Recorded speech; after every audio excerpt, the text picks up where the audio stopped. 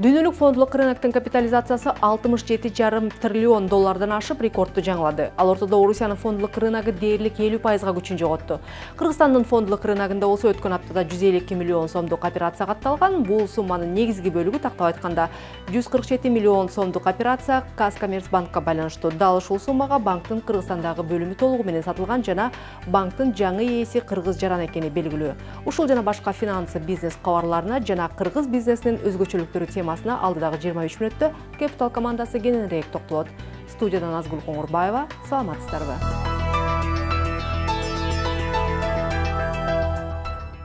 Дүйнөлүк акция рыногунун капитализациясы жаңы рекорд коюп 67,5 триллион долларды түздү. Америкадагы экономикалык оптимизм жана Европалык борбордук банктын жандандыруучу программасы фондлук рынокту эйфорияга алып келди деп жазат Bloomberg.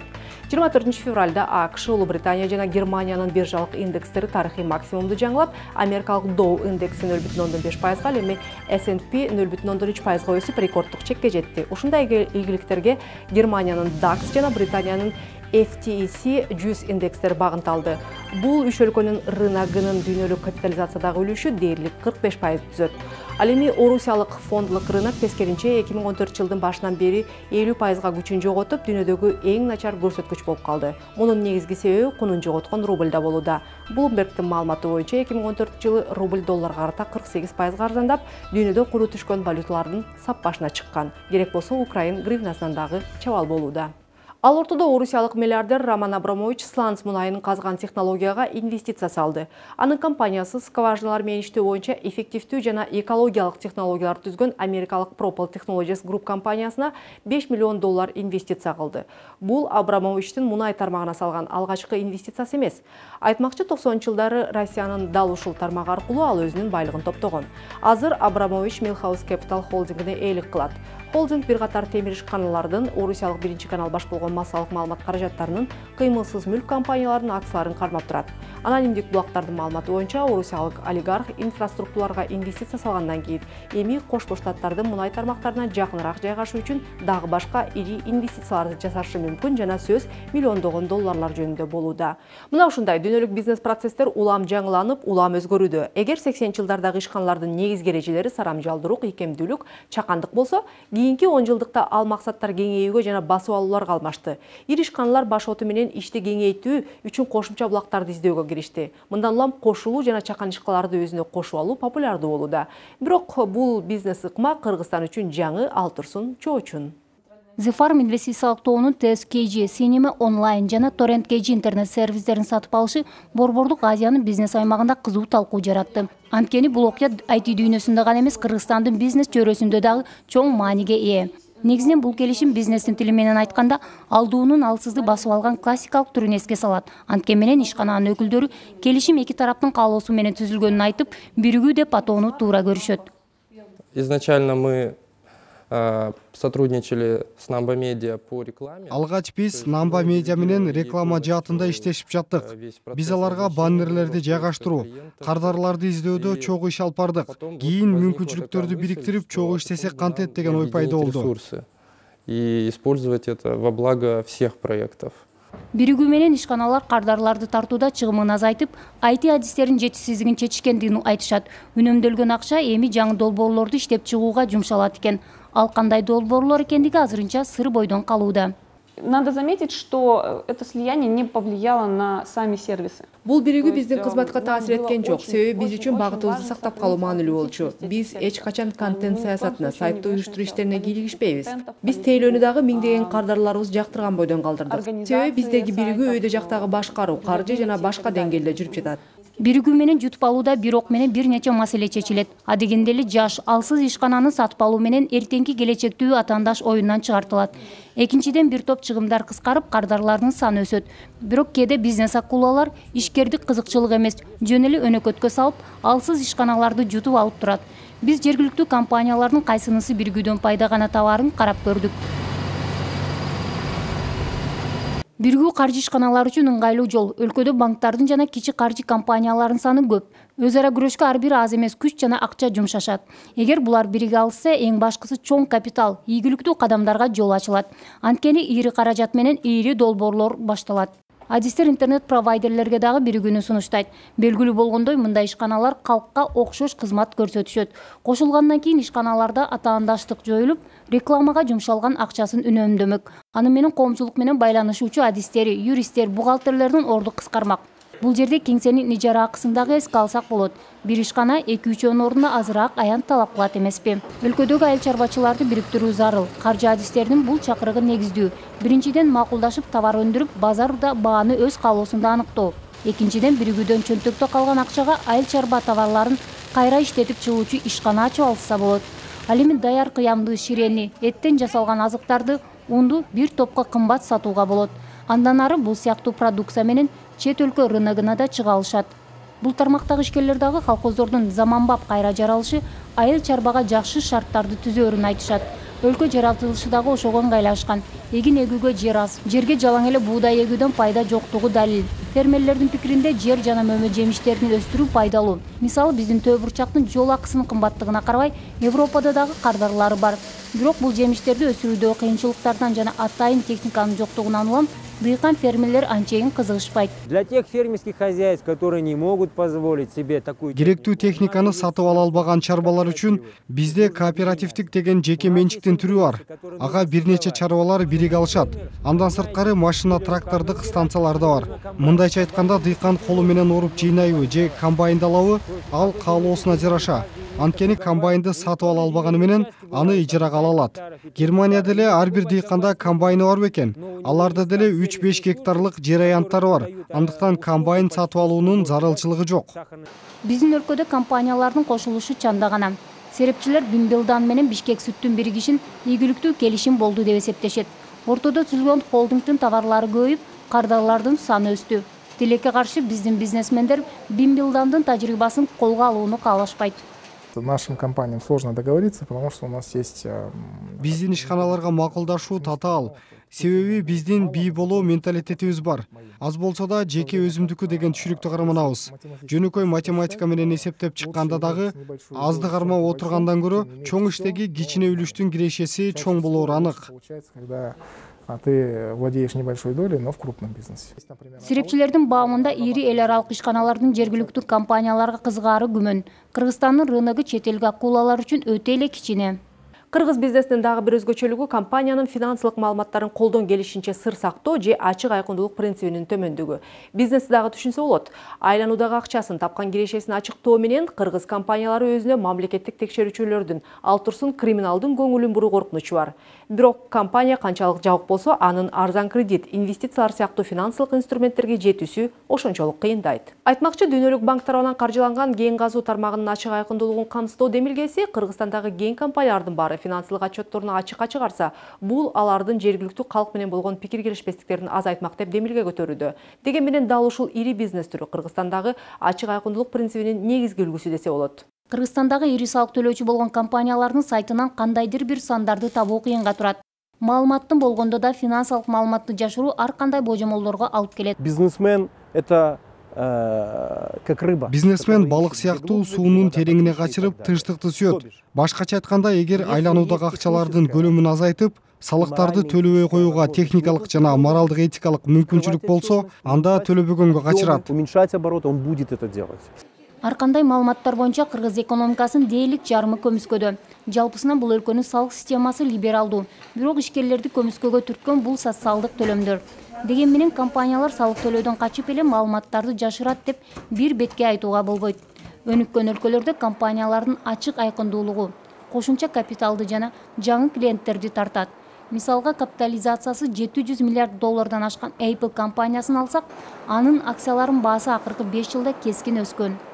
Акциянын баасынын жогорулашы бул эмнеден кабар берет? Бул ошол компанияга ишеним абдан жогору. Ал компания жанагы тунук иш жүргүзүү ачыктыктын эң жогорку стандарттарын карманат. Dow Jones болобу башка акциялар фондолук биржалардачы.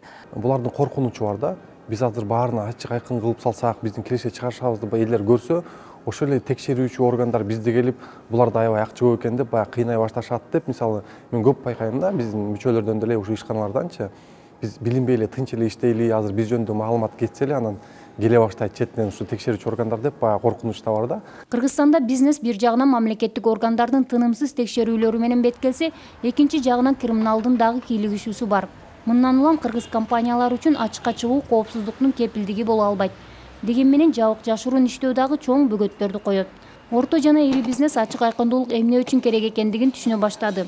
Жана ишканалардын инвестициялык паспортторун даярдоо демилгесин бизнес өзү көтөрүп жатат, дейт эксперт Кубат Рахимов. Как только в компании есть внутренняя прозрачность. Алар азыр эң сонун түшүнүп жатышат. Эгер компаниянын ичинде ачык айкындуулук болбосо, ошондой эле компания мамлекеттин алдында ачык болбосо, эч бир инвестор алар менен сүйлөшпөйт. Дүйнөлүк банк тарабынан каржыланган кен казуу тармагынын ачык айкындуулук демилгеси деп аталган программа топ-кен компаниялар финансылык маалыматтарын ачыктаса эле эл менен тил табышуусу дагы жеңил болмок деп жатат. Деген менен Кыргызстандагы дал ушул ири бизнес түрү башкаларга салыштырмалуу кыйла ачык. Деги эле бизнестин ачык айкындуулугу деген эмне? Эл аралык стандарттар боюнча бул алды менен ишкананын финансылык абалы жөнүндө маалыматтар, киреше, чыгашанын көлөмү жана ага байланышкан операциялар. Ошондой эле финансылык активдер, инвестициялар, компаниянын карыздары жана аларды кайтаруу шарттары ачык, желпиликтүү болушу керек. Ишкананын алдындагы тобокелдиктер дагы ачыкталышы керек. Мындан дагы тереңирээк суроолор бар. Мисалга башкарууга байланышкан. Айталы компания эмне максатта иштеп жатат? Ошондой эле ишкананын ишмердүүлүгүнө түз жана кыйыр таасир эте турган башка компаниялар жөнүндөгү маалыматтар.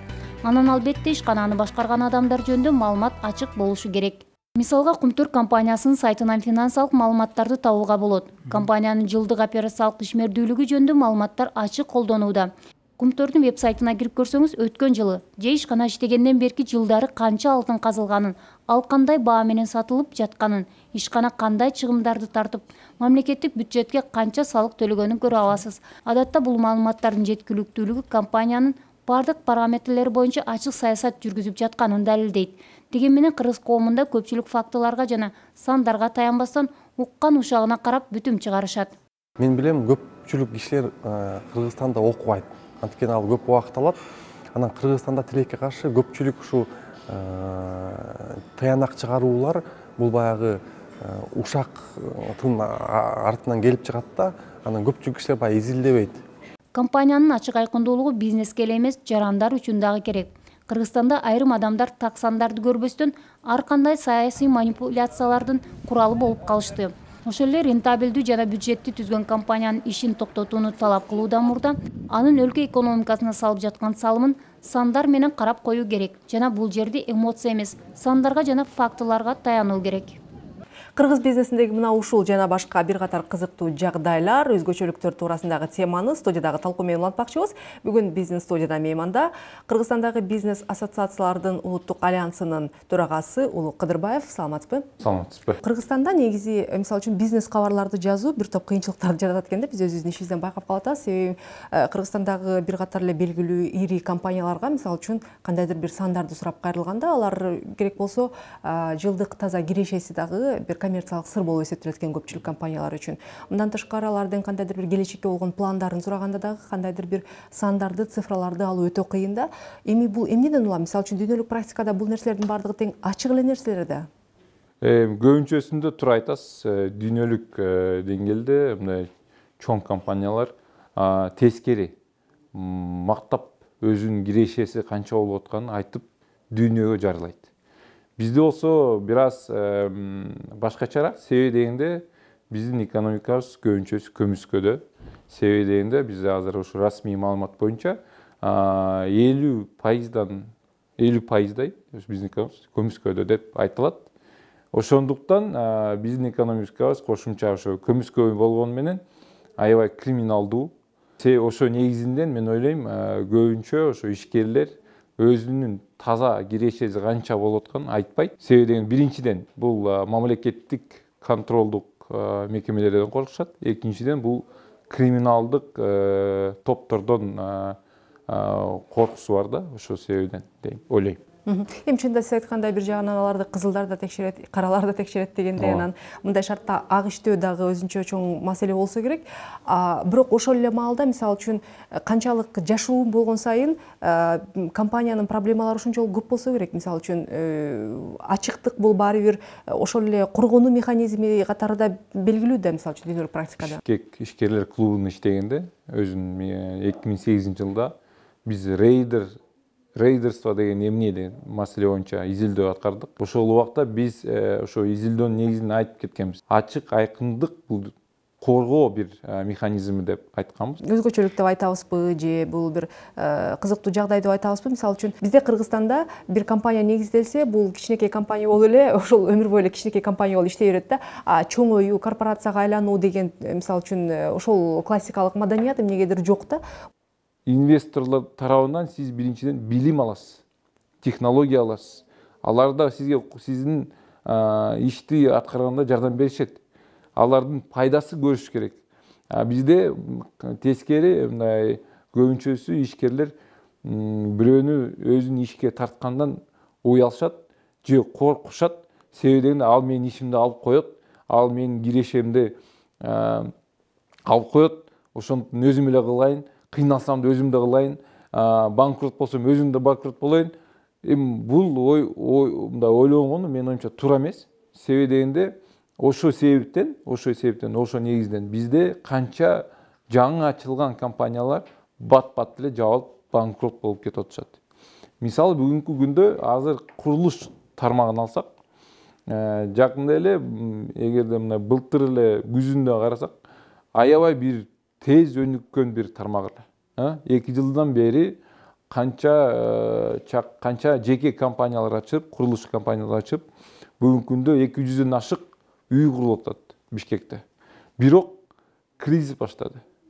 Банкрот болбош үчүн ар бир өзгөчө мындай мен ишти өзүм эле кылам деп кайрадан иши алы жетпегендиктен, каражат жетпегендиктен банкрот болуп жабылганы, анын ордуна башка бир чоңураак компания менен бириктирсе, менин оюмча туура болот эле. Ал жол тапканга, ал компаниянын партнер менен тил табышканга аракет кылыш керек. Бирок ага менин оюмча бул ойго же билими жетпейт, же мындай менталитети жетпейт, же башка да шарттар болуп калышы мүмкүн. Ушул жерден бир кызыктуу дагы бир ушул кыргыз бизнесине тиешелүү бир көрүнүштү айтпай кетсек болбойт болушу керек. Дегени мисалы үчүн Кыргызстанда деле ошол саналуу гана бир бизнес тармактар бар да. Мисалы үчүн акчасы бар кишилер эмне кылат? Же курулуш тармагына кирет, кафе, ресторандарды жана өзгөчө тойканаларды салат, же болбосо кандайдыр бир туристтик жай ачат. Ушул сыяктуу эле бир саналуу тармактар бар да. Анан сиз айткандай жанагы атаандаштык өтө күч болуп кетип, анан жанагы банкротчулук жана башкага жетип калып атат да. Бул эми рыноктун тардыгына байланыштуу маселеби же келип келе сиз айткан жанагы билимдин жетишсиздигиби? Эң негизги себеп бул деген эл түшүнбөйт экен. Инвестициялык компания деген эмне? Эгерде мен сизге акча берсем, сиз мага эмне деп гарантия бересиңер деп ой менен сурайт экен да. Мисалы үй алганда, мына үй бар, дуалдар турат, анектери бар, мына биздин көз менен көрүш керек экен. Көз менен көрүш керек экен, кол менен сезиш керек экен. Бирок дүйнөдө эң көп пайда тапкан тармак бул деген инвестиция аткарган жер, бул деген фондовый рынок деп коет. Маалымат технология тармагы деп. Бул деген интернет тармагында анын да түшүнүгү жок экен. Ал эмне кылат? Бул жерге мен инвестиция кылсам кандай пайда табам деп түшүнүү жок болгондуктан, жок, кой тим эле мен анын ордуна барып квартира алайын. Быйыл эгерде менде $100 000 болсо, 2 квартира алам, 2 жылдан кийин $150 000 сатам. Болду. Ошо түшүнүү аябай оңой экен да, мындай сатып алуу бул деген эң мындай өнүккөн, эң мындай түшүнүктүү бир ой экен да биздин элибиз үчүн. Эң негизи бул адамдардын акчасы болгон адамдардын түшүнүгү жок болгон себеби, экинчиден билими жок болгон себеби.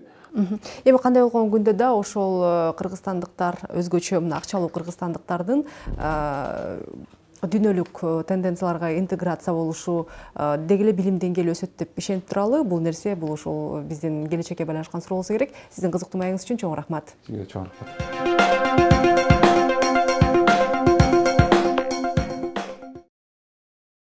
Бардык ишкерлер кыялындагы чоң бизнеске таштаган алгачкы кадамында аны каттоодон өтүшөт. Биз Кыргызстандагы ишкерчиликти мыйзамдаштыруу канчага турарын санап чыктык. Анда патенттен баштасак, бизнестин бул түрүнө жараша милдеттүү жана эрктүү патент түрлөрү бар. Милдеттүү патентти коммерциялык иштин айрымдары сауна, унаа жуучу жайлар, стоматология, түнкү клубтар алышат. Бул боюнча маалыматты салык кызматынын интернет баракчасынан кененирээк тапса болот. Милдеттүү патенттин баасы иштин түрүнө жана кыймылына жараша болот. Мисалы, Бишкектеги чаштараштар бир олтургуч үчүн айына 1200-ден 1,5 сомго чейин төлөшөт. Букмекерлер болсо бир кассага 20 000 сом беришет. Салыкчылар унаа жуучу жайлардан бир автомобилдин орду үчүн 3-4 000 сом алышат. Ал эми көңүл ачуучу мекемелердин кожоюндары казнага 25 000-ден 70 000 сомго чейин төлөшөт. Так наркы түнкү клубка кирүү баасына байланыштуу. Ал эми өз эркинен алынган патенттин талаптары жөнөкөйрөөк. Мисалы, шаар базарларындагы соода түйүндөрдүн мамлекеттик кызматка төлөөчү каражаттары анык жазылган. Дордой базарынын жумушчулары 300 сомдон 4,5 000 сомго чейин, ал эми Дин базарынын соодагерлери 200 сомдон 2,5 000 сомго чейин төлөшөт. Үй кызматкерлери, бала багуучулар айына 500 сом, таксисттер 1000 сом, эл аралык уюмдагы менеджерлер 3000 сомго патент алышат. Жеке ишкерлик үчүн пошлина алынбайт. Улуттук статистика комитети кагаз үчүн бир аз тыйын сурашат. Юридикалык иштердин наркы да өтө жогору эмес. 600 сомдон 1800 сомго чейин мөөр сатып алууга болот. Андан сырткары майда чыгымдарга да канча-мынча акча жумшалат. Алар киреше жана чыгаша китеби, паспорттун көчүрмөсү, 3-4 өлчөмүндөгү сүрөт болуп, баарына 200 сомдон ашпайт. Буларды нотариустан тастыктоо 200 сомдон 300 сомго чейин турат. Негизинен бул майда иштерди бүтүрүүнү атайын фирмалар дагы колго алып, алар жалпысынан 5000 сом талап кылат. Ал эми ОСО же жоопкерчилиги чектелген коом түзүүнүн төпкичтери төмөнкүдөй. Биринчиден, компаниянын уставын жазуу керек. Ага көп убакыт коротпой эле интернеттен, мисалы, Юстиция министрлигинин сайтынан стандарттуу үлгүнү көчүрүп алсаңыз болот.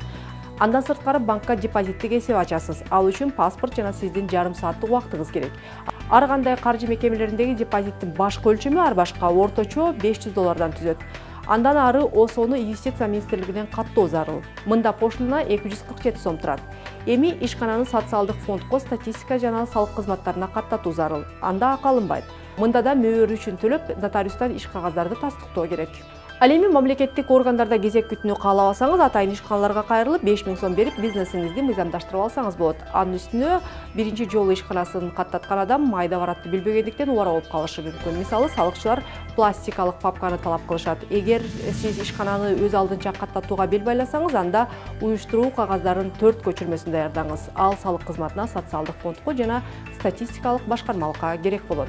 Кыргызстанда тилекке каршы убарачылык болбосо иш жүрбөсө керек. Ал эми убарачылыкты азайтып, убакытты үнөмдөө менен капиталыңызды көбөйтө аласыз. Мунун негизгиси болсо финансылык сабаттуулук экенин унутпаңыз. Ишиңизге ийгилик.